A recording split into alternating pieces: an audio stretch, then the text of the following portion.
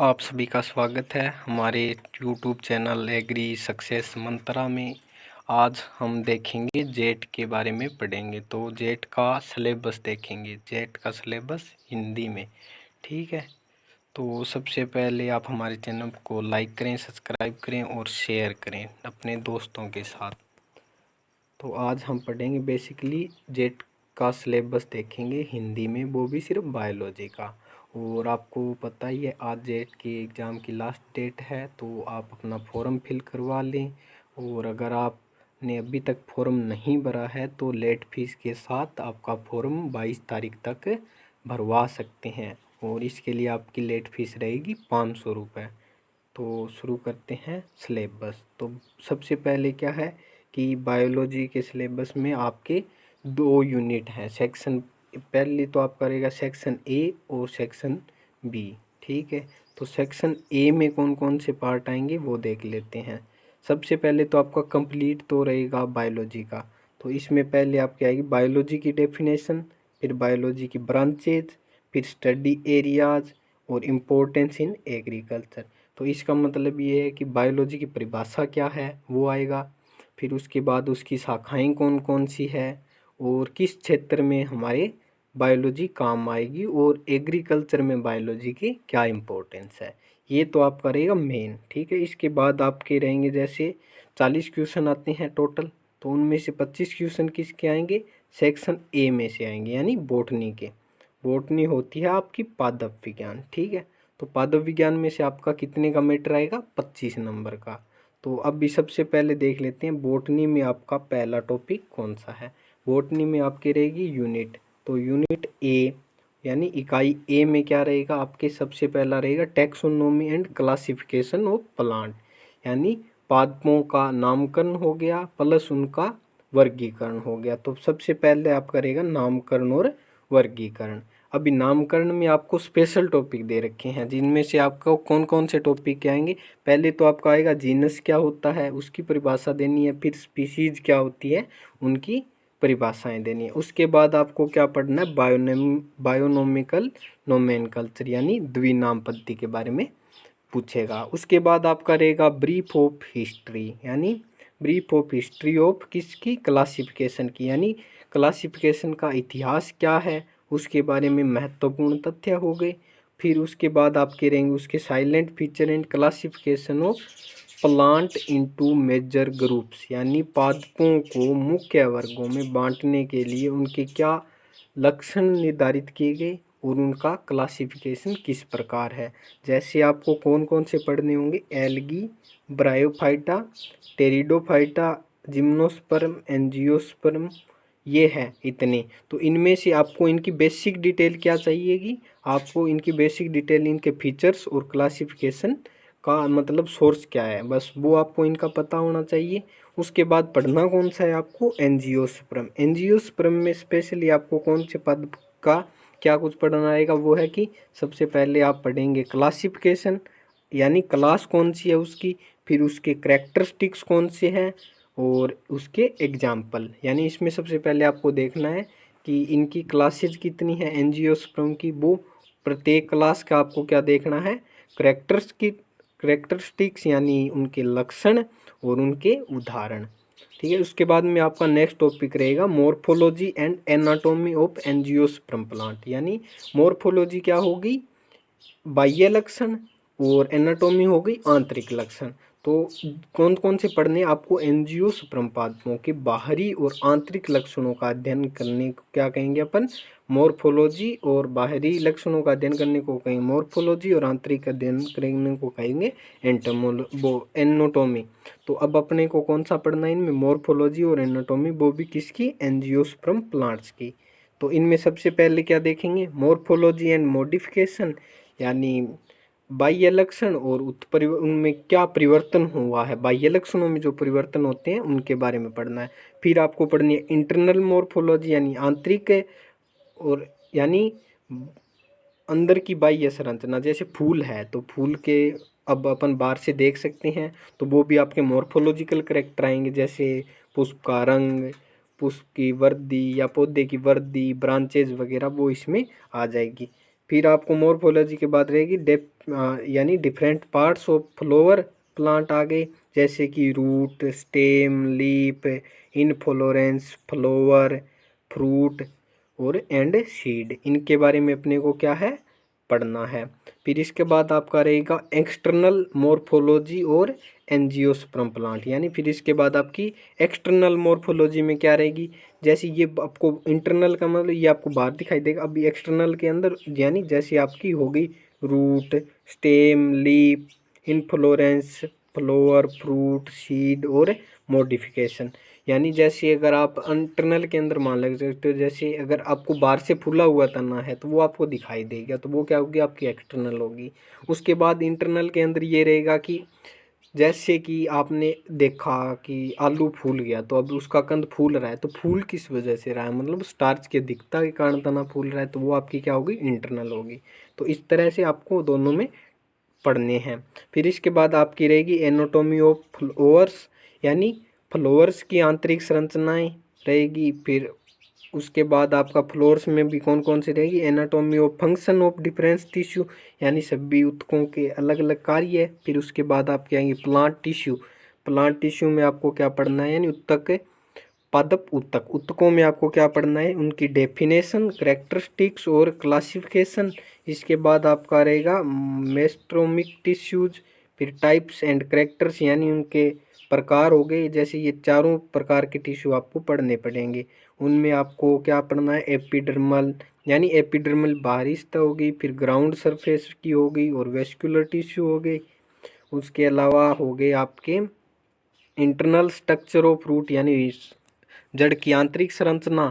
फिर इसके बाद आपका रहेगा लीफ, फिर secondary growth of root, secondary growth यानी जड़ की द्वितीय वृद्धि। फिर उसके बाद तने की भी सेम रहेगी। और फिर इसके बाद में हो गया परमानेंट एंड स्पेशल टिश्यूज, जो तक परमानेंट होते हैं उनको भी पढ़ना है, और जो आपके स्पेशल होंगे, जैसे कुछ टिश्यूज स्पेशल होते हैं तो उनके बारे में भी पढ़ना होता है। जैसे वातपोषण के लिए अलग टिश्यू काम में जैसे अलग होते हैं, तो उनका क्या काम होगा, वो टिश्यू एक साथ वर्क करके एक बार वो क्या है कि एक बार प्लांट को श्वसन के लिए प्रेरित करेंगे, फिर बंद, तो उनका वो काम होता है, तो उनके बारे में भी अपने को देखना होगा। नेक्स्ट आपका रहेगा इसमें sexual reproduction of flowering plant, ठीक है। तो अभी आपका रहेगा सेक्सुअल रिप्रोडक्शन रहेगा किसमें, फ्लोरिंग प्लांट्स में, यानी फ्लोरिंग प्लांट्स में जनन कैसे होता है, तो उसके बारे में अपने को पढ़ते हैं। पुष्प पादपों में जनन को पढ़ना है। फिर इसमें जनन में भी आपको क्या पढ़ना है, फ्लोरल स्ट्रक्चर, यानी फूल की क्या संरचना, फिर उसका डेवलपमेंट, वो कौन कौन से का, मेल और फीमेल पार्ट्स का, और फीमेल पार्ट्स में भी मेल एंड फीमेल गैमेट्स का। फिर पोलिनेशन के टाइप, यानी परागण का प्रकार पढ़ना है, उसमें टाइप कौन कौन से होंगे। फिर क्या है कि उसके बाद उनके आपको विधि और एग्जाम्पल पढ़ने हैं। उनके बाद आपको पढ़नी है आउट ब्रीडिंग डिवाइसेस, फिर पोलन यानी परागकण, और आउट ब्रीडिंग होगी यानी आउट ब्रीडिंग पढ़नी है। फिर आपको पढ़ना है पोलन, ये इसके पार्ट हो गए फ्लोवर के सारे यहाँ तक। फिर उसके बाद आपको डेवलपर, ये सभी डेफिनेशंस है यहाँ तक पूरी, यानी ये सारी डेफिनेशन है। फिर उसके बाद आपको पोस्ट फर्टिलाइजन इवेंट क्या होता है उसके बारे में, फिर डेवलपमेंट ऑफ एंडोस्पर्म, यानी एंडोस्पर्म का विकास कैसे होता है, एम्ब्रियो या भ्रूण का विकास कैसे होता है, डेवलपमेंट ऑफ सीड, यानी बीज का निर्माण कैसे होता है, फिर फॉर्मेशन ऑफ फ्रूट, यानी फलों का निर्माण कैसे होता है। इसके बाद स्पेशल मोड आ गए, यानी कितने प्रकार का होता है ये, जैसे कि आपकी एपोमिक्सिस क्या है, पार्थेनोकार्पिक फल किसे कहते हैं, पॉली एम्ब्रियोनिक स्थिति कौन सी है, सिग्निफिकेंस, यानी उसके सिग्निफिकेंस ऑफ सीड क्या है, यानी सीड के मुख्य करेक्टरिस्टिक्स क्या हैं, या डिस्पर्सल एंड फ्रूट फॉर्मेशन, यानी फलों का जैसे फूलों का गिरना या फलों का निर्माण, इनके बारे में आपको क्या पढ़ना है इसके अंदर पढ़ना। इसके बाद आपका इसके अंदर नेक्स्ट टॉपिक रहेगा द सेल, यानी कोशिका, कोशिका द यूनिट ऑफ लाइफ, यानी कोशिका क्या है जीवन की जीवन की एक इकाई है। तो आपको इसमें ये आपका टॉपिक हो गया कोशिका जीवन की इकाई, ठीक है। उसके अंदर आपको क्या पढ़ना है, डेफिनेशन पढ़नी है इसकी सेल की, फिर सेल थ्योरी पढ़नी है यानी कोशिका का सिद्धांत पढ़ना है। उसके बाद cell as the basic unit of life यानी किस प्रकार कोशिका जीवन की एक महत्वपूर्ण इकाई है उसके बारे में आपको पढ़ना है। फिर इसके बाद आपको क्या पढ़ना है, इलेक्ट्रो माइक्रोस्कोप क्या है इसकी स्ट्रक्चर पढ़नी है। फिर इसके बाद में इसके अंदर आपको सेल कैसी दिखाए वो पढ़नी है। जैसे स्ट्रक्चर के अंदर आपको आगे प्रोकैरियोटिक और यूकैरियोटिक सेल के बारे में पढ़ना है। फिर आपको क्या है, प्लांट एंड एनिमल सेल के यानी पादप और जंतु कोशिका के अंदर विभेद को पढ़ना है। उसके बाद सेल ऑर्गेनी यानी सेल ऑर्गन्स के बारे में पढ़ना है। फिर उसके बाद उनके फंक्शन उनके कार्य पढ़ने हैं। उनके बाद आपको पढ़ना है न्यूक्लियस या केंद्रक। केंद्रक में क्या रहेंगे, आपको डीएनए और आरएनए की क्या पढ़नी है, स्ट्रक्चर पढ़नी है, ठीक है। उसके बाद में माइटोकॉन्ड्रिया, फिर आपका आ गया क्लोरोप्लास्ट, एंडोप्लाज्मिक रेटिकुलम यानी ईआर यानी इसे बोलते हैं अंतःप्रवर्धी जालिका पढ़नी है। फिर गोल्जी काय पढ़नी है यानी गोल्जी कॉम्प्लेक्स गोल्जी काय हो गए। फिर आपको लाइसोसोम पढ़ना है, फिर माइक्रोबॉडीज, ऐसे करके ये आपके पूरे सेल के पार्ट आ गए। जैसे फ्लैजिला, वैक्यूलस यानी रिक्तिका आ गई। फिर सेल इंक्यूबेशन यानी फिर सेल का निर्माण, जैसे स्टार्च ग्रेन आ गया। फिर उसके बाद मिनरल आ गए, कौन कौन से पोषक तत्व होते हैं। फिर आपके बाद आ गया सेल डिवीजन यानी कोशिका विभाजन किस प्रकार होता है। इसमें एमोसिस, माइटोसिस एंड मियोसिस तीनों प्रकार का विभाजन आ गया। फिर आ गया आपका compression of mitosis and meiosis इनका, और फिर सिग्निफिकेंस इनके महत्वपूर्ण आ गए कार्य। फिर उसके बाद आपका आ गया कोशिका चक्र या सेल साइकिल। फिर आपका नेक्स्ट रहेगा इसके अंदर जेनेटिक्स का पार्ट। तो जेनेटिक्स के पार्ट में आपका पहला आ गया मेंडल का नियम, और मेंडल के सक्सेस होने के पीछे मटर का पौधा ही महत्वपूर्ण क्यों था उसके बारे में आपको बताना है। फिर आ गया मेंडल्स के नियम, वो भी किसके, इनहेरिडिटी के।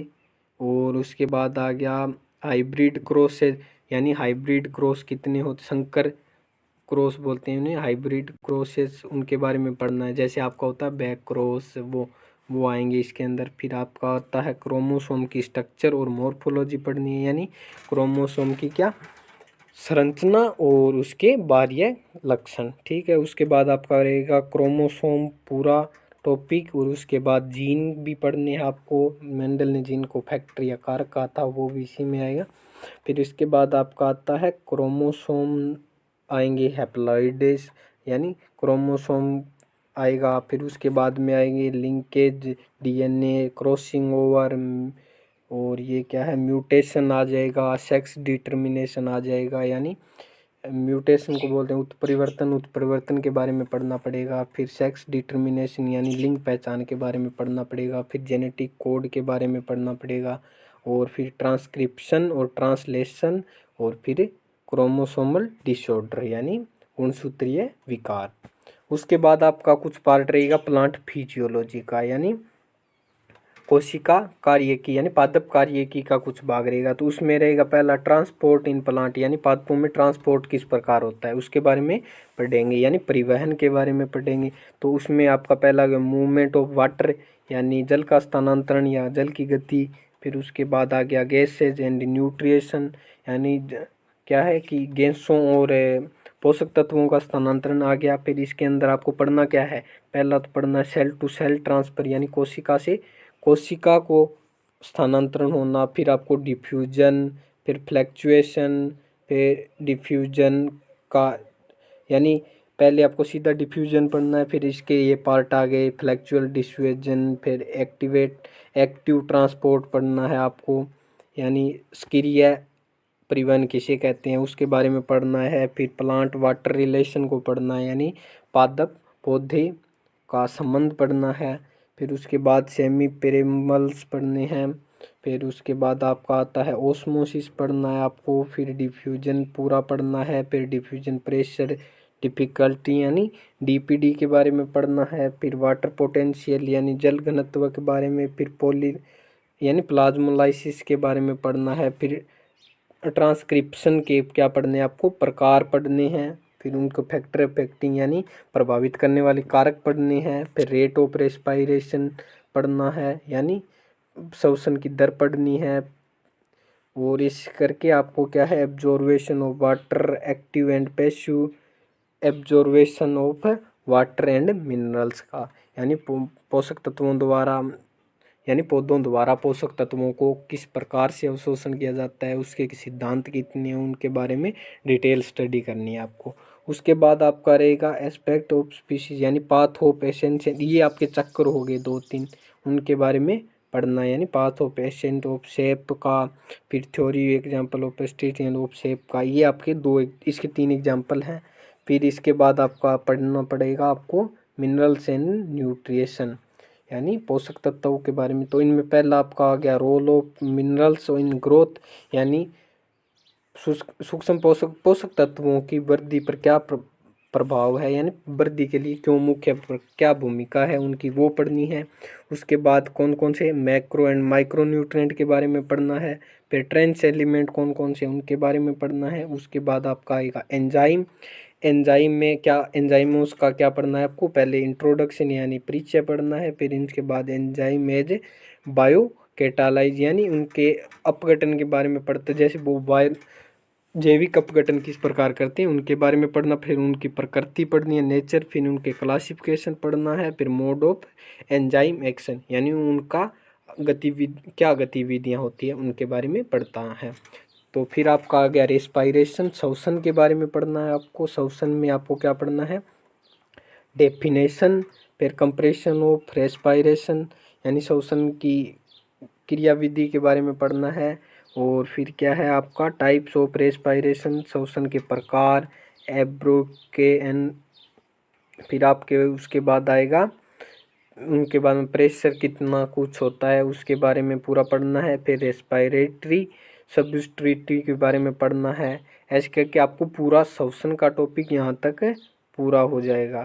फिर श्वसन के बाद आपका रहेगा, इसमें आपको ये पढ़ना है इलेक्ट्रॉन ट्रांसफर चेन रिएक्शन आ गई एक आपकी, एक ये आपका इसमें आपको ग्लाइकोलाइसिस साइकिल, क्रेब्स चक्कर, और ये आपका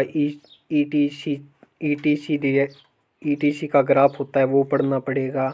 और ये आपका एनर्जी यील्ड यानी किलो कैलोरी में कितनी ऊर्जा प्रदान करते हैं उसके बारे में आपको पढ़ना है। उसके बाद आपका आएगा फोटोसिंथेसिस, फोटोसिंथेसिस में डेफिनेशन आ गई, रोल ऑफ वाटर का यानी पानी का महत्व आ गया। फिर क्लोरोफिल आ गया इसके अंदर। फिर कार्बन डाइऑक्साइड क्या उसके बारे में आ गया। फिर लाइट एंड डार्क रिएक्शन क्या है उसके बारे में आ गया।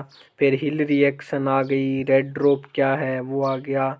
फिर पिगमेंट यानी जो आप उसके अंदर कलर यानी रंग किसकी वजह से आता है, वो सारे यानी पिगमेंट्स की वजह से रंग आते हैं, तो पिगमेंट के बारे में पढ़ना है। फिर आप गया आपका केल्विन चक्कर। फिर आपके इसके बाद में आपकी आ गई कि उसकी क्या बोलते हैं ब्रीफ अकाउंट। उसके बाद फैक्टर अफेक्टिंग आ गया यानी सिंथेसिस को प्रभावित करने वाले कारकों के बारे में पढ़ना है। फिर नेक्स्ट आपका रहेगा ग्रोथ यानी ग्रोथ किसे कहते हैं, तो ग्रोथ की क्या आ गई डेफिनेशन आ गई। फिर फेज ऑफ ग्रोथ आ गई यानी ग्रोथ की स्थितियाँ या कितने फेज में होती है उसके चरण आ गए ग्रोथ के। उसके बाद में प्लांट हार्मोन, पादप हार्मोन आ गए। पादप हार्मोन में आपको चारों पढ़ने होंगे, ऑक्जिन, जिब्रेलिन, साइटोकाइनिन और इथाइलिन। उसके बाद आगे ग्रोथ रेगुलेटरी यानी ग्रोथ रेगुलेशन। और उसके बाद में एक्शन एंड वॉरियस फिजिकली प्रोसेस यानी उसकी कायिक प्रक्रिया क्या है बढ़ने की वो आ गई। और फिर उसको आगे फैक्टर अफेक्टिंग ग्रोथ यानी ग्रोथ को प्रभावित करने वाले कारक। तो इतना आपको पढ़ना है यूनिट ए में। फिर इसके बाद आपकी यूनिट बी स्टार्ट होगी। बी में आपको क्या पढ़ना है, इकोलॉजी एंड इन्वायरमेंट के बारे में। तो इकोलॉजी इन्वायरमेंट में आपको सबसे पहले क्या पढ़ना पड़ेगा, डेफिनेशन ऑफ इकोलॉजी। डेफिनेशन के बाद आपको पढ़ना है इन्वायरमेंट की डेफिनेशन। फिर आपको पढ़ना है इन्वायरमेंट को यानी इन्वायरमेंटल फैक्टर कौन से हैं, जैसे क्लाइमेटिक कौन से है, क्लाइमेटिक में फिर बायोटिक और एबायोटिक तीनों पढ़ने हैं आपको। उसके बाद में आपको पढ़ना है प्लांट कम्युनिटीज़। और उसके बाद में आगा आपका उनके करेक्टरिस्टिक्स आ गए, उनमें डेंसिटी कितनी होती है, फ्रीक्वेंसी कितनी होती है, और एम्बाउंडेंस कितने होते हैं, यानी उनके पहले आपको उनका घनत्व देखना है, फिर आपको फ्रीक्वेंसी यानी रिपीट कितनी बार हो रहे हैं वो, फिर उनका आपको आता है कि अबाउंडेंस यानी उनका प्रभाव कितना है, वो वहाँ पे रह सकते हैं या नहीं रह सकते हैं, डोमिनेंट होंगे या नहीं होंगे, उसके बारे में आपका रहेगा। उसके बाद में आपको आएगा interaction between environmental and organism, यानी पर्यावरण का और पौधों का आपस में क्या संबंध है। इंटरेक्शन बिटवीन यानी उनका आपस में संबंध क्या है, वो रिलेशन पढ़ना है आपको। उसके बाद आपका आता है इकोनॉमी यानी इकोसिस्टम कॉन्सेप्ट, यानी पर्यावरण का सिद्धांत क्या है उसके बारे में कॉन्सेप्ट। उसके अंदर आपको आगे टोपोग्राफिक लेवल प्रोड्यूसर आ गए, फिर ये आ गया आपका फूड चेन आ गई, और फूड वेब आ गई, इकोलॉजी पिरामिड्स आ गए, पिरामिड्स है ये इकोलॉजिकल पिरामिड, यानी उनके इकोलॉजिक्स पिरामिड बनाते हैं ना इकोलॉजी के अपन, जैसे ये आपका बढ़ता हुआ हो गया, ये आपका उल्टा सीधा बढ़ता हुआ घटता हुआ ऐसे, ठीक है। तो इकोलॉजिकल पिरामिड भी आपके इसी में आएंगे। उसके बाद आपका नेक्स्ट रहेगा इन्वायरमेंटल इश्यूज, यानी पर्यावरण संबंधी इश्यूज कौन कौन से होते हैं। तो सबसे पहले इसमें आ गया पोल्यूशन, सबसे बड़ा इश्यू ये है आज का पोल्यूशन। तो उसके बाद में पोल्यूशन में भी कौन सा, एयर पोल्यूशन और उसके कंट्रोल आ गए, फिर साउंड पोल्यूशन आ गया, सोयल पोल्यूशन आ गया, वाटर पोल्यूशन के बारे में यानी जल प्रदूषण और उनका कंट्रोल यानी उनका नियंत्रण कैसे करेंगे वो आ गया, फिर एग्रोकेमिकल्स का इफेक्ट क्या पड़ रहा है वो आ गया, और एग्रोकेमिकल का इफेक्ट किन पे आ गया, मतलब सोइल पे आ गया। वाटर वेस्ट मैनेजमेंट क्या है उनके बारे में, यानी उनके बारे में पढ़ना है। फिर रेडियो एक्टिव तत्वों के बारे में पढ़ना है। फिर वेस्टेज मैंने रेडियो एक्टिव तत्वों का मतलब निस्तारण कैसे करेंगे उसके बारे में पढ़ना है। फिर ग्रीन हाउस इफेक्ट के बारे में, फिर क्लाइमेट चेंज यानी वातावरण में जो परिवर्तन हो रहा है उनको कौन प्रभावित कर रहा है, जैसे ओजोन लेयर का उस पर कितना डिफेक्ट पड़ रहा है, ओजोन लेयर की अभी स्थिति क्या है उसके बारे में पढ़ेंगे। फिर आपका आता है case study of success story, यानी एड्रेसिंग इन्वायरमेंटल इश्यूज, यानी सक्सेस स्टोरी पढ़ेंगे भी अपन ने किस प्रकार सफलता हासिल की है कि हमने इन्वायरमेंटल इश्यूज को कम किया है, या जिसमें आपका ग्लोबल वार्मिंग को कम किया है, या ओजोन लेयर में जो सुधार हो रहे हैं उसकी भरपाई हो रही है, तो इसमें किसका योगदान है उसके बारे में भी आपको पढ़ना है। उनके बाद आपका आएगा जैसे ग्लोबल क्लाइमेटिक वैश्विक वातावरण क्या है, फिर वैश्विक वातावरण परिवर्तन क्या है यानी ग्लोबल वार्मिंग क्या है। उसके बाद आपका आएगा स्ट्रेटोफिटिक जोन यानी डेवलपमेशन क्या है। उसके बाद यानी अम्लीय वर्षा आ गई, यानी एसिड रेन इफेक्ट क्या है। तो इनके बाद ये आपका आएगा। उसके बाद आपका आएगा क्लासिफिकेशन ऑफ नेचुरल रिसोर्सेज, प्राकृतिक संसाधनों का क्या पढ़ना है आपको, वर्गीकरण पढ़ना है। फिर उनका कंजर्वेशन यानी उन्हें हम संरक्षण कैसे करेंगे उसके बारे में पढ़ना है। फिर आपको पढ़ना है मैनेजमेंट पढ़ना है। मैनेजमेंट किसका पढ़ेंगे, रेन वाटर का, यानी रेन वाटर का कंजर्वेशन कैसे करें। नेचुरल रिसोर्स में आपको सिर्फ एक का पढ़ना है, वाटर पानी का, यानी नेचुरल रिसोर्स है वाटर, तो वाटर का क्या पढ़ना है आपको, कंजर्वेशन यानी उनका संरक्षण कैसे करें, जल का उसका प्रबंधन कैसे करें।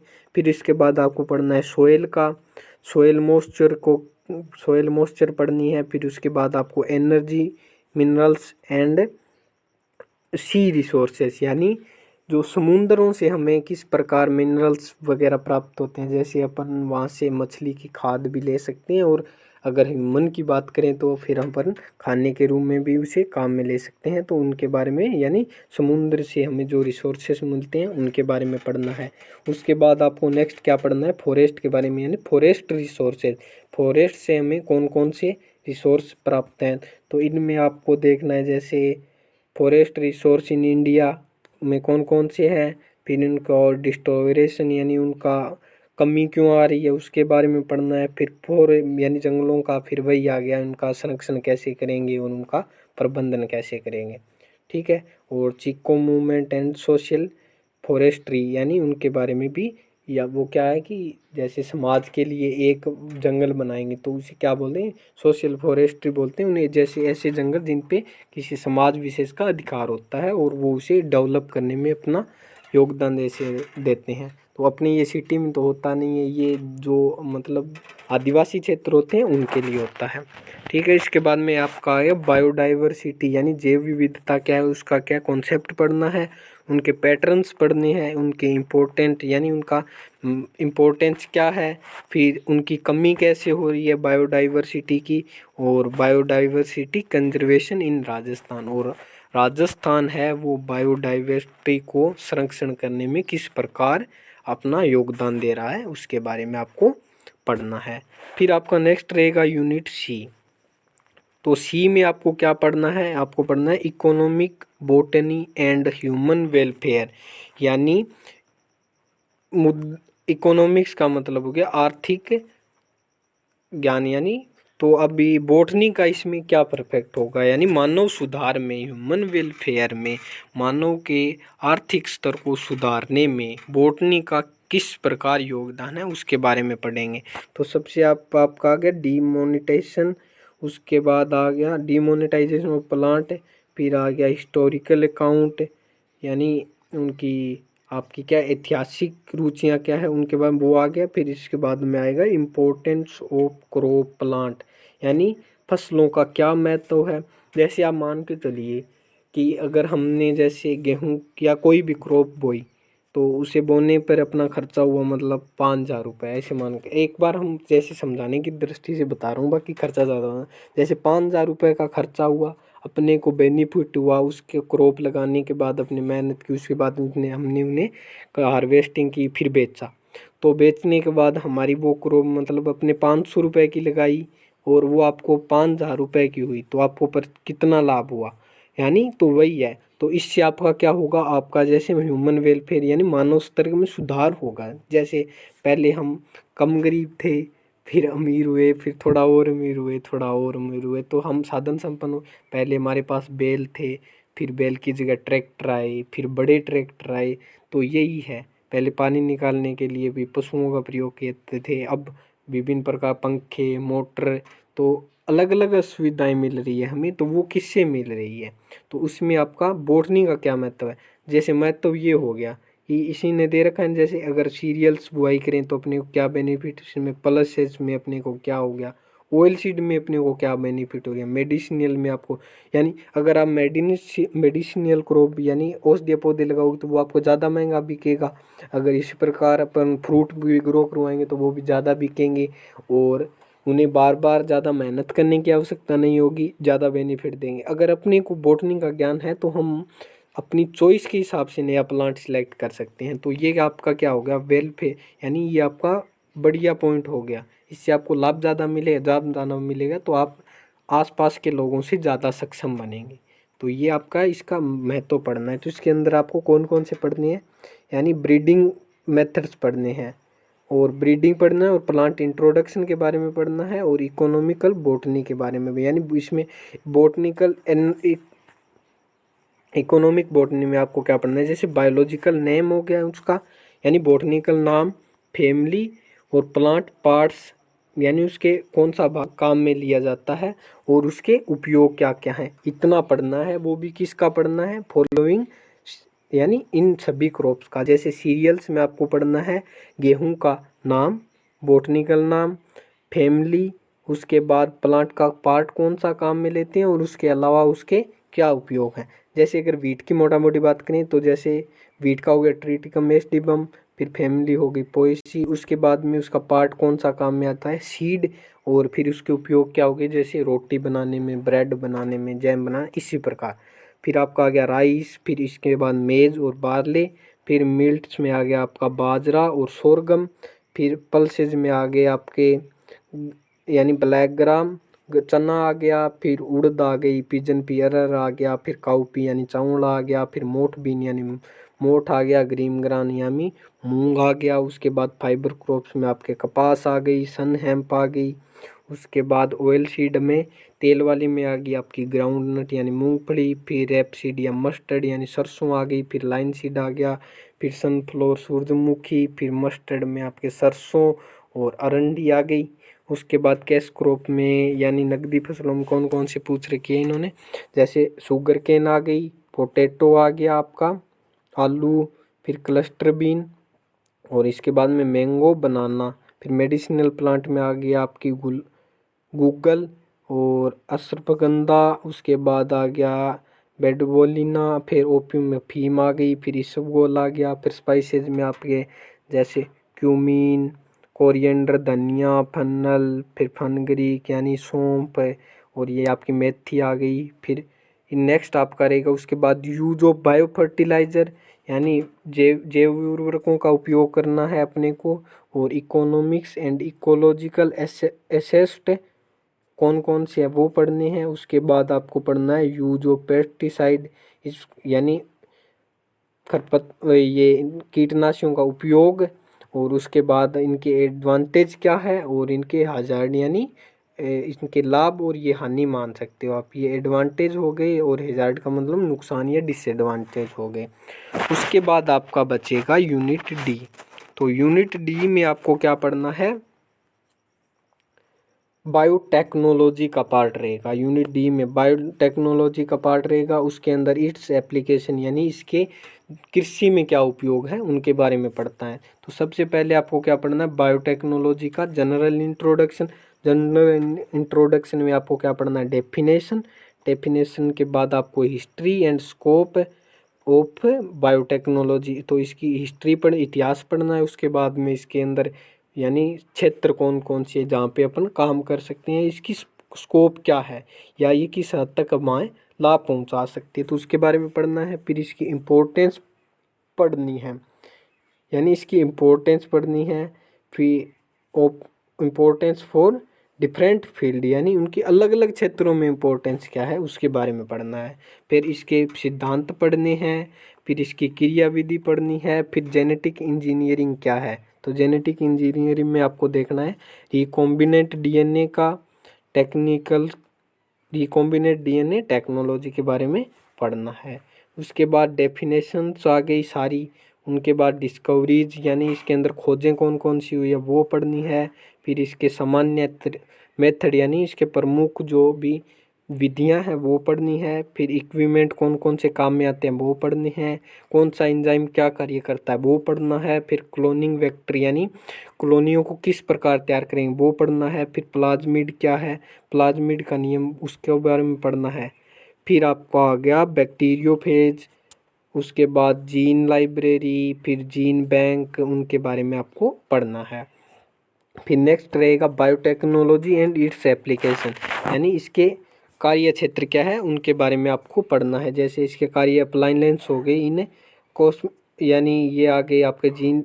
इस नेक्स्ट वाली यानी है हेल्थ, अपनी हेल्थ में किस प्रकार बायोटेक्नोलॉजी, जैसे अपन ने कोई नई दवाई बनाई तो वो किससे बनी, बायोटेक्नोलॉजी से। तो हमारी हेल्थ के अंदर कैसे ये प्रभाव डालेगी यानी कैसे अपने काम आएगी। फिर एग्रीकल्चर में कैसे काम आती है। फिर ह्यूमन इंसुलिन में क्या से जैसे वैक्सीन प्रोडक्शन में काम आ गई। जैसे स्टेम सेल टेक्नोलॉजी के बारे में पढ़ना है। जीन थेरेपी और जेनेटिक मॉडिफाइड ऑर्गेनिज्म के बारे में, जैसे बीटी कपास है तो ये भी इसका एक महत्वपूर्ण उपयोग क्षेत्र है। तो उसके बाद में आपका आ गया ट्रांसजेनिक एनिमल्स में आ गया, जैसे कोई नई क्रॉस ब्रीड तैयार कराएंगे तो उसमें भी क्या है जेनेटिक बायोटेक्नोलॉजी का प्रयोग होता है। उसके बाद आपका आएगा नेक्स्ट प्लांट टिश्यू कल्चर यानी पादप उत्तक संवर्धन।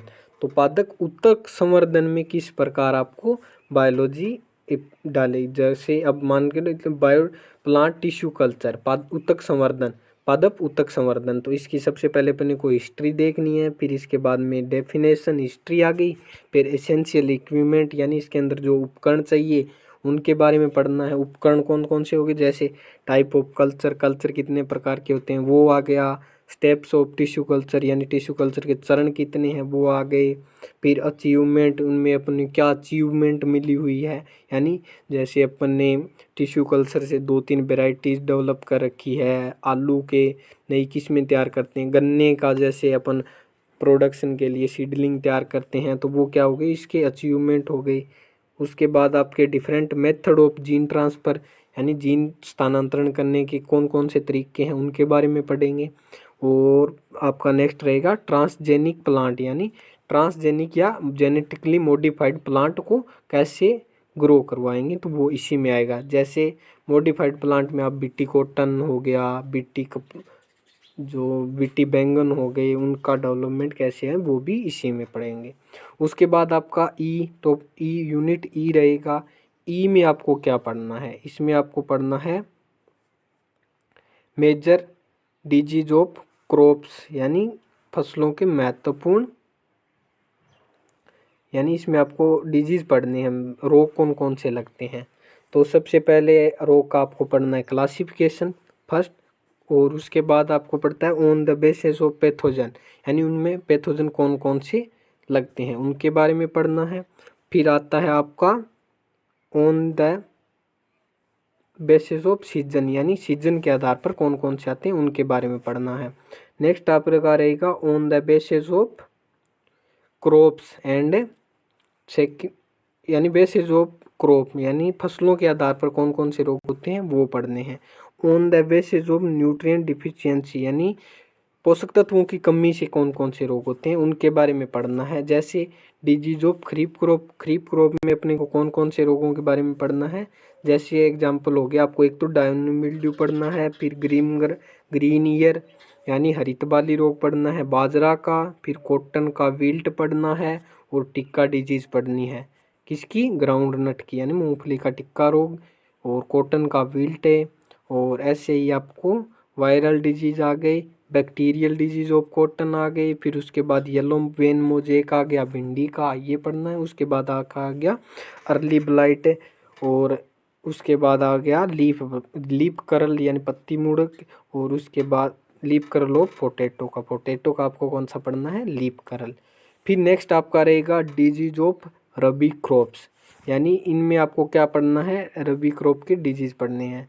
तो फर्स्ट आपका आ गया व्हीट रस्ट डिजीज, फिर सेकंड आपका आ गया उसके बाद व्हीट रस्ट और मस्टर्ड, और दूसरा पहला तो है आपका व्हीट का रस्ट डिजीज। उसके बाद नेक्स्ट है आपका वाइट रस्ट यानी सफ़ेद रोड़ी रोग किसका, सरसों का। उसके बाद आपका लूज समट एंड कवर समट आ गया, और फिर आपका आ गया लिटिल लीफ यानी बैंगन का छोटी पत्ती रोग। उसके बाद आपका आ गया ब्लाइट और पाउडरी मिल्ड्यू किसका, क्यूमीन का। फिर इसके बाद आपके आगे डिजीज ऑफ फ्रूट क्रॉप्स इन राजस्थान, यानी राजस्थान में होने वाली फसलीय, यानी राजस्थान में होने वाली फलों की खेती में जो रोग लगते हैं उनके बारे में। जैसे आपका सिट्रस कैंकर आ गया नींबू का, फिर आपका आ गया पाउडरी मिल्ड्यू किसका, बेर का। फिर उसके बाद गवावा का आ गया विल्ट डिजीज, और इनके का पढ़ना है आपको डिजीज का मैनेजमेंट मेथड, और केमिकल और बायोलॉजिकल एंड मैकेनिकल मैनेजमेंट। तो ये आपका रहेगा सेक्शन ए में, इतना पढ़ना पड़ेगा आपको। और सेक्शन बी आपका रहेगा जूलॉजी का, जो कि अपन नेक्स्ट वीडियो में चर्चा करेंगे। ठीक है, धन्यवाद।